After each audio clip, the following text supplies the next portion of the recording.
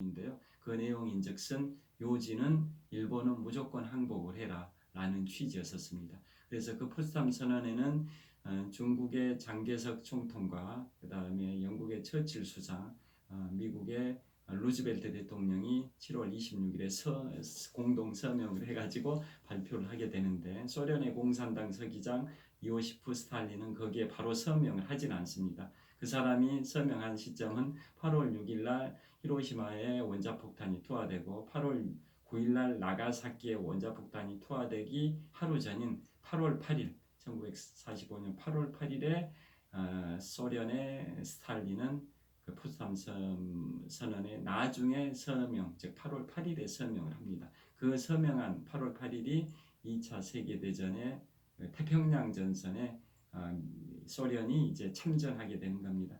결국 이제 소련은 굉장히 그 기회주의자였다라고 볼 수가 있는데요.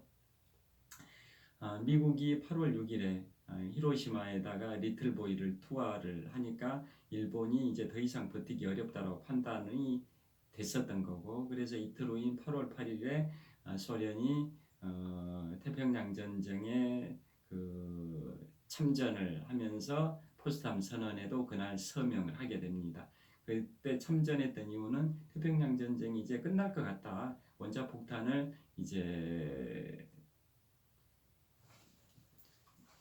원자폭탄이 투하된 상황에서 일본이 오랫동안 버티기는 어렵다라고 소련은 판단을 한 거였습니다. 그래서 속된 말로 태평양 전선에서 미국이 이기게 되면 소련도 참전을 해야만이 자기들도 속된 말로 떡고물이라도 전리품을 챙길 수 있겠다라는 판단하에 8월 8일에 참전, 즉 일본을 상대로 선전포고를 하게 되고, 그 다음 날인 8월 9일에 일본의 나가사키에 이제 펜맨이 투하가 됩니다. 그래서 결국은 8월 15일에 일본이 항복하게 되고, 그 이후에 이제 소련의 이제 원래 계산처럼 이제 그 한반도가 8월 15일에 대한민국이 일제강점기에서 해방이 되니까 남쪽은 미국이 진주하고 북쪽은 소련이 진주해서 남북이 분할돼 버리는 그런 상황이 이제 발생이 돼서 분단의 역사가 벌써 이제 75년이 됐는데요. 그 초기 단계 그 첫 단추가 결국은 8월 8일에 1945년 8월 8일에 소련이 포츠담 선언에 서명을 하면서 일본을 상대로 선전포고를 하면서 태평양 전선에 참전했던 게 결국은 분단의 가장 시초가 됐던 거라고 이제 보여집니다. 여하튼 이제 원자폭탄이 그런 식으로 이제 개발에 성공이 됐고, 1945년 7월 26일에 포츠담 선언에서 그 일본의 이제 무조건 항복을 요구를 했는데, 일본은 끝까지 결사항전의 각오로 이제 항전을 하게 되는 거고, 그 포츠담 선언에서 미국의 프랭클린 루즈벨트 대통령은 그때는 없었습니다. 제가 다시 수정을 하겠습니다. 미국의 프랭클린 루즈벨트 대통령은 2차 세계대전을 거의 승리로 이끌었었습니다. 미국에서 역대 대통령 중에 유일하게 대통령을 4번 했던 인물이 이제 프랭클린 루즈벨트 대통령인데요. 그분은 1945년 4월 12일 날 뇌일혈로 사망을 합니다. 1945년 4월 12일에. 그러니까 그 사망한 시점 4월 12일에는 인류 최초의 우라늄 원자폭탄인 그 리틀보이는 이미 2월 달에 완성이 됐었던 상황이기 때문에 그 핵폭탄을 사용할 수가 있었던 시점입니다. 1945년 4월 12일 미국의 대통령 프랭클린 루즈벨트 대통령이 사망한 시점에는. 그래서 원래 루즈벨트 대통령은 독일이 이제 4월 30일에 히틀러가 자살하고 5월 8일에야 독일이 연합군에 항복을 했는데요. 그 루즈벨트 대통령 죽기 전에 계속 독일이 버틴다면 이미 2월 달에 우라늄 원자폭탄이 개발 완성이 됐으니까 원자폭탄을 사용할 수도 있다라고 독일을 압박을 하기도 했고,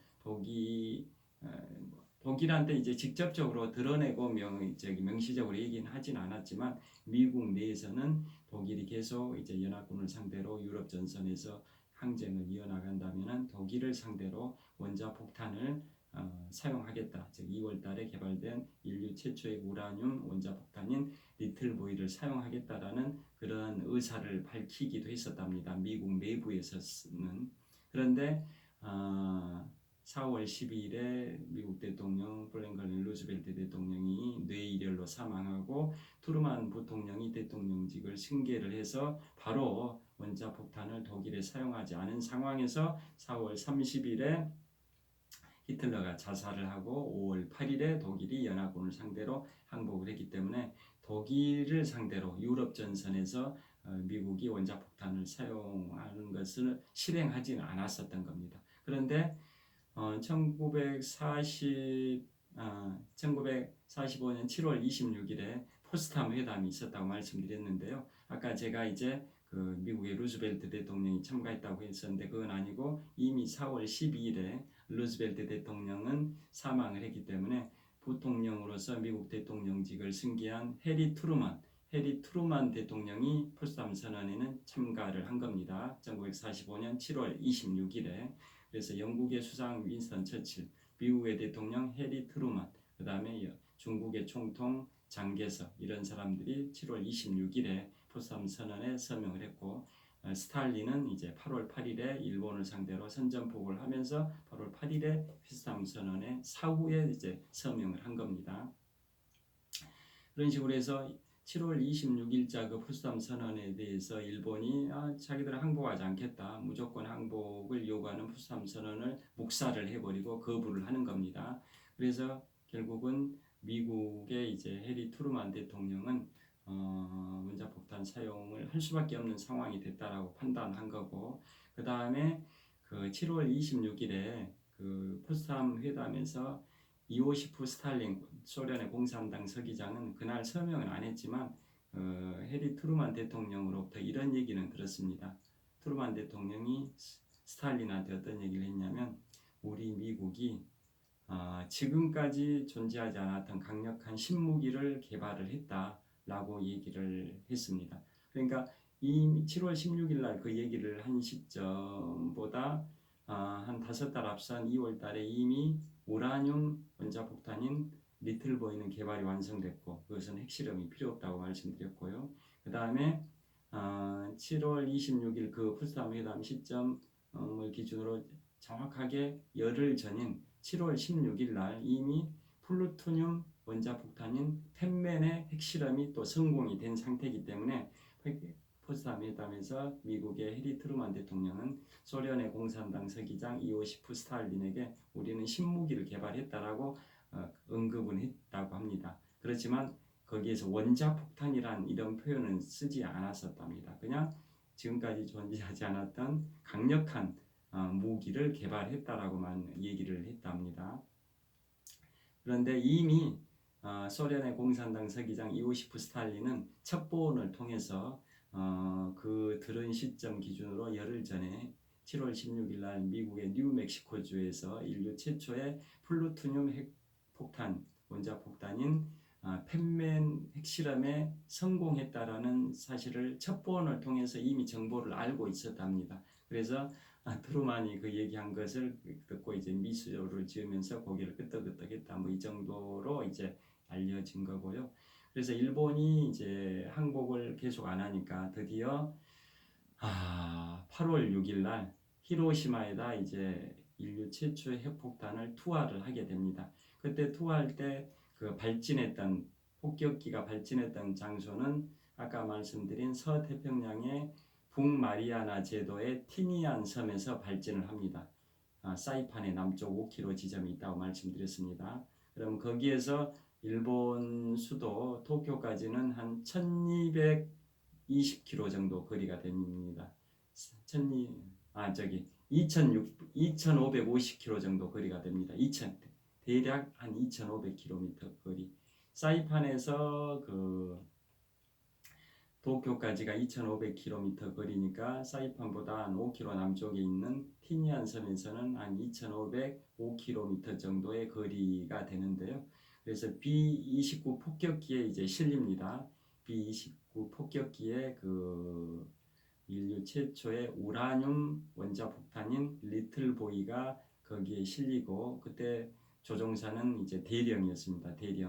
대령이 거기에다 이제 리틀보이를 실은 상태에서 아까 말씀드린 것처럼 리틀보이의 길이는 한 3m 정도, 그 다음에 지름은 71cm 정도, 무게는 4톤 정도 된다고 말씀드렸습니다. 원래 B-29 폭격기에는 그게 실리지 않은 그 공간이 안 나오는 사이즈의 크기의 포신형 핵폭탄인데요.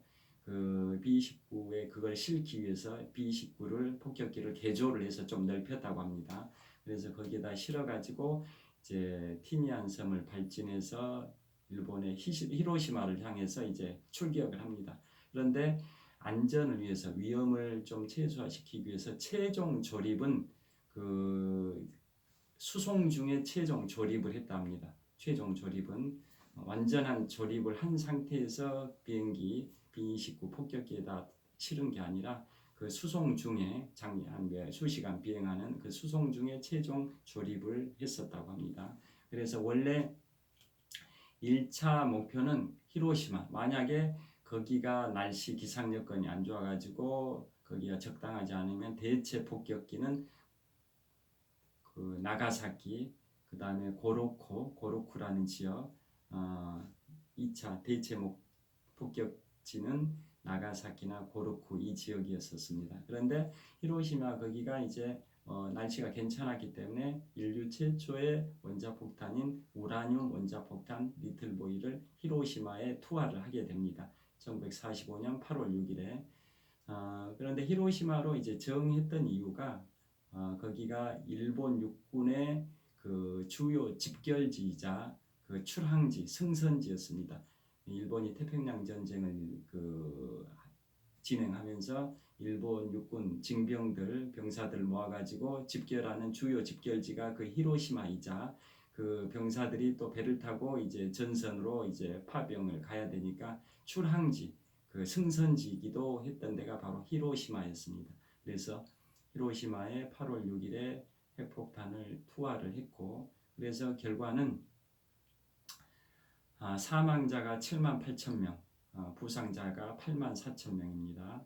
그 엄청난 제한, 폭탄 한 발에 의해서 사망자 7만 8천 명, 부상자 8만 4천 명이라는 그 지금까지 인류 역사상 전무후무했던 이제 인류 최초의 핵폭탄인 원자폭탄, 즉 그 중에서도 우라늄 원자폭탄이 소화가 됐고 그게 포신형으로 포 모양의 길쭉하게 되어 있어서 리틀보이라고 칭한다고 말씀드렸는데요.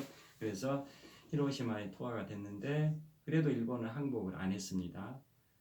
그런데 그로부터 이틀 후에 아까 말씀드린 것처럼 소련이 그 일본을 상대로 선전포고를 하면서 이제 태평양 전선에 전리품을 챙기기 위해서 참전을 했고, 그 다음에 그날 7월 26일자 포츠담 선언에도 서명을 하게 되는 겁니다.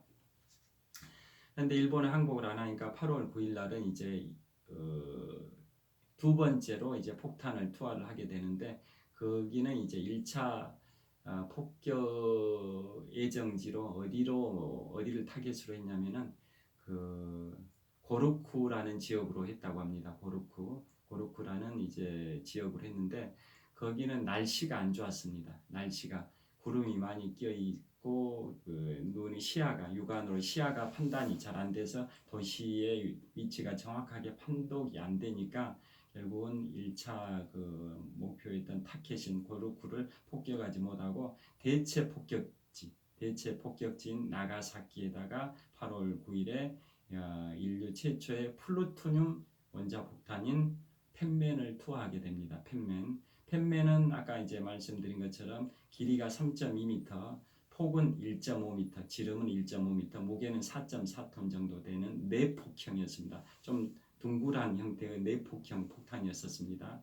그래서 그 8월 6일에 히로시마에 투하됐던 그 인류 최초의 우라늄 원자폭탄은 포신형으로서 좀 길쭉하고 길이가 3m, 폭이 71cm, 무게가 4톤. 그것은 별도 핵실험이 필요 없다라고 판단이 돼서 하지 않고 바로 8월 6일에 히로시마에 투하해서 폭발에 성공을 한 거고, 3일 후인 8월 9일에 나가사키에 투하했던 것은 인류 최초의 플루토늄 핵폭탄으로서 7월 16일에 이미 뉴멕시코주 폭격 연습장에서 인류 최초 핵실험을 거친 플루토늄 원자폭탄, 이름은 펜맨이었습니다. 그래서 그것은 이제 길이가 한 3.2m, 폭은 1.5m, 무게는 4.4톤 정도 되는 건데, 그건 이제 핵실험을 거친 이제 플루토늄 원자폭탄으로 이제 8월 9일에 나가사키에 투하를 하는데, 그 결과는 나가사키는 히로시마와 달리 그 언덕 지형이어가지고 그 일본의 피해가 상대적으로 히로시마보다는 덜 했었답니다. 그래서 히로시마는 사망자가 78,000명, 부상자가 84,000명이었는데 나가사키의 그 플루토늄 핵폭탄 투하에 따른 피해 상황은 사망자는 35,000명, 그 다음에 부상자는 6만 명 정도 됐었다고 합니다. 그런데 이제 그 나가사키에 투하됐던 그 내폭형 핵폭탄 자체가 이제 좀 동그랗고 이제 이렇게 좀 둥글게 된 구형 형태, 공 모양의 그런 폭탄, 내폭형 핵폭탄이었었는데, 그걸 왜 펜맨으로 명명했냐, 이거에 대해서는 또 이제 재밌는 얘기가 있습니다. 그 내폭형 그 원자폭탄인 그 플루토늄 원자폭탄 개발에 참여했던 물리학자 중에 한 사람이 이런 증언을 했습니다. 호주의 시드니에 그 그린 스트리트의 그 캐릭터인 그 거트맨이 있답니다. 거트맨의 모양이 동그랗고 뚱뚱하기 때문에 그 내폭형 핵폭탄인 그 플루토늄 핵폭탄도 동그랗고 좀 뚱뚱하다. 그래서 이제 직경도 이제 1.5m 좀 뚱뚱하지 않습니까? 그래서 그 펜맨이라고, 뚱뚱한 남자다 해서 펜맨이라고 명명하게 됐다라는 설이 유력하고, 그에 대해서 또 이런 설도 소설이 있답니다.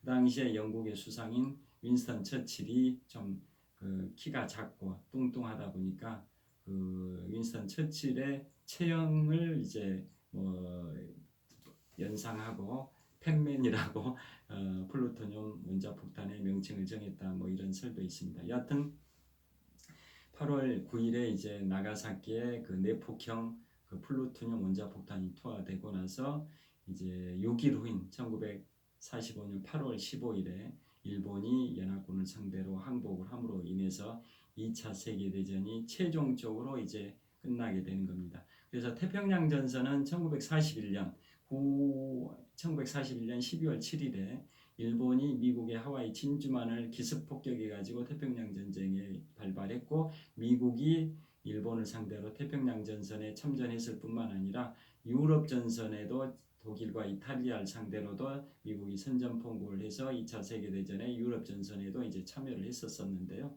그런데 태평양 전선은 이제 1945년 8월 15일에 이제 종전이 된 거고, 2차 세계대전 전체로 본다면 독일이 폴란드를 침공한 1939년 9월 1일부터 시작해가지고 일본이 항복한 1945년 8월 15일까지 장장 한 6년 정도, 6년 가까이 되는 겁니다. 한 보름만 더 늦게 항복했다면 만 6년이 되는 건데, 보름 6년에서 15일이 부족한 거의 6년에 가까운 기간 동안 2차 세계대전이 진행이 됐었는데, 일본이 45년 8월 15일 항복해서 우리 대한민국도 광복을 맞이했고, 그런데 불행하게도 아까 말씀드린 것처럼 8월 8일에 1945년 8월 8일에 소련이라는 그 기회주의 국가가 포츠담 선언에 이제 서명함과 동시에 태평양 전선에서 일본을 상대로 선전포고해 가지고 미국과 이제 같은 연합군을 형성하면서 태평양 전쟁의 거의 끝무렵에 이제 참전을 해 가지고 전리품을 챙기다 보니까 결국은 우리 한반도는 이제 분단이 돼서 남쪽 지역은 미군이, 북쪽 지역은 이제 소련이 점령해서 분단의 세월이 이제 75년의 세월이 돼버린 그런 상황, 안타까운 그런 상황이 된 거라는 건 다 아실 거고요.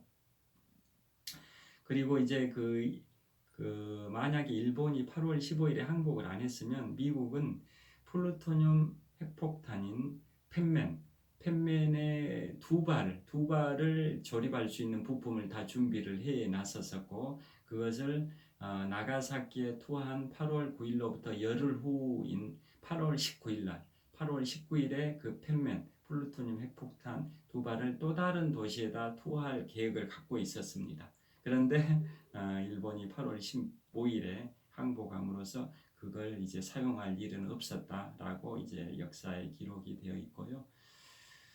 여하튼 인류 최초의 이제 원자폭탄이 이제 히로시마에 8월 6일 날 투하된 것은 우라늄 원자폭탄으로 핵실험을 거치지 않은 거로 45년 2월에 개발된 것을 8월 6일에 히로시마에 투하를 했었고 반면에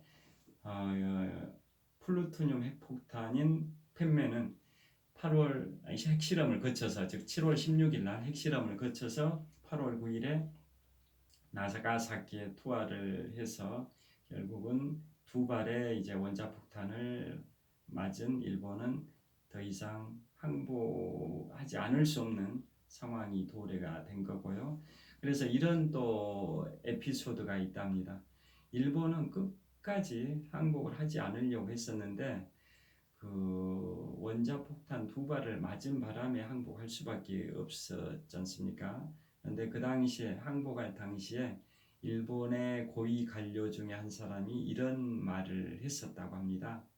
만약에 원자폭탄이 투하되지 않았었다면 우리 대일본 제국은 항복할 이유를 찾는 데 엄청난 노력을 기울였을 것이다. 원자폭탄 두 발이 일본 영토에 투하되지 않았다면 우리 대일본 제국은 항복을 할 이유를 찾는데 엄청난 노력을 기울였을 거다. 그러니까 그 핵폭탄이 투하되지 않았다면 우리는 항복하지 않았을 것이다. 뭐 이런 의미인 거지 않습니까? 그 정도로 일본은 이제 결상전의 각오를 싸워 대항을 했지만 미군을 상대로 연합군을 상대로 대항했지만 원자폭탄 앞에서는 결국은 항복할 수밖에 없었던 거고 그래서 정말 그 원자폭탄을 실전에서 사용할 필요가 있었겠냐라는 것에 대해서는 지금까지도 오늘날까지도 그 사용한 시점이 1945년인데 지금 75년이 지난 2020년 오늘날까지도 찬반 양론이 있다고 합니다.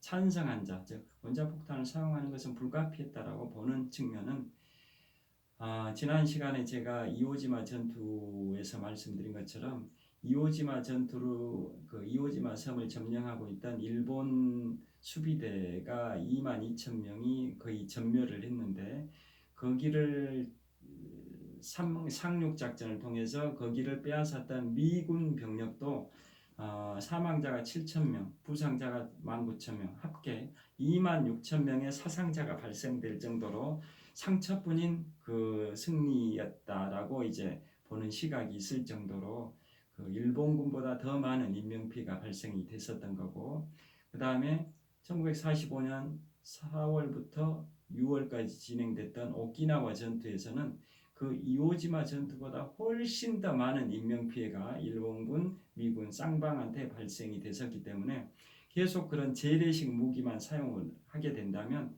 미국 입장에서는 엄청난 수십만 명의 미군의 젊은 청년들이 사망할 수도 있다라고 판단돼서 미국인의 아까운 목숨 수십만을 살리기 위해서는 원자폭탄이라는 신무기를 사용하는 것은 불가피했다라고 보는 게 이 원자폭탄 사용에 관해서 찬성하는 사람들의 입장이고요. 반면에 원자폭탄 사용은 하지 않았었어야 된다라고 생각하는 사람들의 의견은 뭐냐면 어차피 일본은 이미 전세가 기울어졌기 때문에 항복할 수밖에 없었다. 그래서 굳이 원자폭탄이라는 그 신무기를 사용해서 그 많은 그 사상자를 발생을 시키는 게 맞았었냐? 그것은 잘못됐다. 그래서 8월 6일에 히로시마에 투하된 포신형 원자폭탄인 우라늄 원자폭탄 리틀보이에 의해서 78,000명의 사망자 또 84,000명의 부상자가 발생됐고 또 8월 9일에 나가사키에 투하된 내폭형 플루토늄 원자폭탄 펜맨에 의해서 3만 5천 명의 사망자와 6만 명의 부상자가 발생된 그 대재앙이 발생이 됐다. 그럴 필요까지는 없었다. 어차피 일본은 항복할 가능성이 좀만 기다렸으면 항복할 했었을 텐데 왜 그러게 신무기 인류 유사일에 전무후무한 그 강력한 그 신무기를 사용했었어야만 했느냐, 그건 잘못됐다라고 보는 시각이 있다고 합니다. 여하튼 지금 원자폭탄이 사용된 시점으로부터 75년이 지난 2020년 현대에는 세계 주요 국가들이 이제 핵폭탄을 가지고 있습니다. 미국, 영국, 프랑스, 인도, 파키스탄, 이란, 북한, 이런데 소련, 러시아죠. 그런 세계 주요 국가 한 7, 8개 국가 정도가 핵폭탄을 가지고 있고, 더더욱 75년 전에 그 원자폭탄은 핵폭탄의 초기 단계인 원자폭탄이었지만 그 뒤로는 수소폭탄, 중성자폭탄, 다양한 업그레이드된 형태의 더 강력한 그 초강력 핵무기가, 더 고도화된 핵무기가 지금 개발이 되어 있고, 그 양적 측면에서도 핵 감축 노력이 있었긴 합니다만은 아직도 전 세계 수만 기의 핵폭탄이 지금 보유되고 있는 상황이다.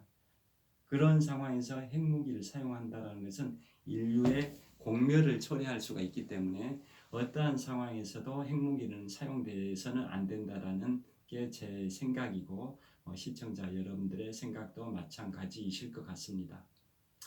지금까지 이제 제가 제7부에 걸쳐서 제2차 세계대전과 원자폭탄에 관하여 말씀드렸고요. 그것은 제가 이 책에서 제가 올해 그동안 한 2011년 1월부터 올해 초까지 만 9년 동안 인문학 서적 840권 정도 읽었기 때문에 매년 평균 93권씩 읽었는데요. 그런 것을 이제 밑바탕으로 해가지고 올해 초에 집필한 책들이 이제 있습니다. 그래서 올해 1월 달에는 독서하는 마라토너의 여행과 자전거 타기라는 워라벨 시대의 취미 활동에 관하여 제가 실제 즐기고 있는 독서 9년 동안 840권 책을 읽은 거고, 마라톤은 18년 2개월 동안 마라톤 풀코스를 72회 완주, 그래서 매년 평균 풀코스를 42.195를 4번씩 완주를 한 거고, 그 다음에 여행은 미국 로스앤젤레스, 샌프란시스코, 일본의 오사카, 교토, 대만의 타이베이, 화롄, 또 유럽의 이탈리아, 스위스, 프랑스 등 이런 해외 여행을 다녀온 그런 여행기들을 여기에다 다 담고 있고요. 자전거 타기도 4대강 국토종주 자전거길 이런 데서 한번 자전거 타면은 한 17, 18시간 동안 논스톱으로 그 춘천 북한강 자전거길은 잠실에서 춘천까지 왕복 224km를 한 16시간 타고, 남한강 자전거길은 잠실에서 이제 충청도 충주 남한강 대교까지 왕복 230km를 한 17시간 정도 자전거 타는 등 전국의 각지의 자전거 도로에서 자전거를 열심히 탄 이런 기록들이 다 남겨 있는 겁니다. 그래서 이 네 가지는 워라벨 시대의 취미 활동으로 굉장히 좋은 취미들, 제가 직접 온몸으로 체험한 취미 활동에 관하여 여기에 담겨 있는 게 올해 1월에 출간된 책이고요. 그 다음에 올해 3월에 출간한 책이 위대한 도전의 시작 몽블랑, 근대 등산의 발원 몽블랑부터 인류 최초의 산악 그랜드 슬램까지라는 그런 부제목을 갖고 있는데요. 이건 이제 4편의 이야기가 담겨 있는데 제 1편이 등산에 관한 얘기입니다. 등산에 관한 얘기. 그래서 1편의 제목이 위대한 도전의 시작 몽블랑, 1편의 제목을 이 책의 제목으로도 채택을 한 겁니다. 그 다음에 제 2편이, 두 번째 편이 미국의 대통령 7명이 20년 간격으로 7명 연속 대통령 임기를 못 채우고 임기 중에 사망한 태꿈새의 저주에 관해서 다룬 게 제2편이고요. 제3편이 바로 제2차 세계대전과 원자폭탄이 제3편입니다. 그래서 그 제2차 세계대전과 원자폭탄이라는 이 책의 제3편에 나와 있는 내용을 제가 7부작에 걸쳐서 지금까지 쭉 설명을 드렸고, 오늘 마지막 제7부 히틀러의 자살과 독일의 항복, 또 원자폭탄 투하에 따른 이제 일본의 항복에 관해서 이제 7부작 마지막 편으로 말씀드린 게 이 책의 제 3편에 나와 있는 제2차 세계대전과 원자폭탄에 관한 그 내용을 제가 7부작으로 말씀드린 겁니다. 그 다음에 제 4편에는 2007년도 우리나라에서 실제 일어났었던 실화를 바탕으로 팩션을 만들었습니다. 실화에 뭔가